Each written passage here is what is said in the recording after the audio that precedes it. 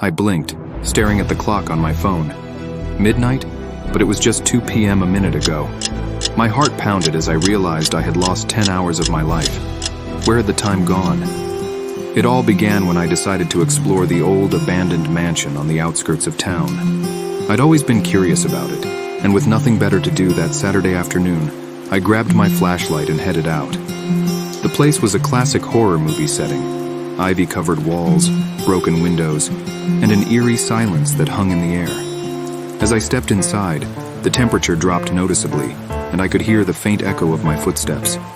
The mansion was huge, with countless rooms filled with dusty furniture and cobwebs. As I wandered through the halls, I found a small room tucked away in the corner of the house. Inside was a strange, old-fashioned clock sitting on a pedestal. It looked out of place, almost too pristine for the dilapidated surroundings. Intrigued, I approached it and noticed the hands were spinning rapidly, but the ticking sound was irregular, almost hypnotic. Without thinking, I reached out and touched the clock. A cold shock ran up my arm, and everything went black. When I came to, I was lying on the floor of the room, the clock silent and still. I checked my phone, and that's when I saw it was midnight. I had been out for 10 hours. Panic set in as I stumbled out of the mansion and raced home. My parents were furious, worried sick about where I had been. I tried to explain, but they didn't believe me. They thought I was making up stories to cover for something else. The next day at school, my friends noticed something was off. I was exhausted, my mind foggy. But the worst part was the dreams. Every night I'd dream of the mansion, the clock, and a shadowy figure standing over me, whispering in a language I couldn't understand. Determined to get answers, I did some research and found out that the mansion had belonged to a reclusive scientist named Dr. Wilkes, who vanished mysteriously over a century ago. According to local legend, he had been working on a device to manipulate time, but something went horribly wrong.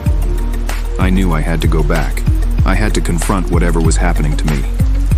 That evening, I returned to the mansion, my flashlight trembling in my hand. The place seemed even creepier at night. As I approached the room with the clock, I felt a cold breeze and heard that irregular ticking again. Suddenly, the shadowy figure from my dreams appeared, materializing in front of the clock. It was Dr. Wilkes, or what was left of him. His eyes glowed with a malevolent light as he reached out to me.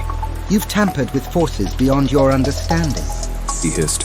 Now you're trapped in time, just like me. Before I could react, the clock's hands spun wildly, and I felt myself being pulled into a vortex of darkness. When I woke up, it was morning, and I was back in my bed. But my phone showed the date was 3 days later. Now every so often I lose chunks of time, and each time I hear the ticking of that cursed clock.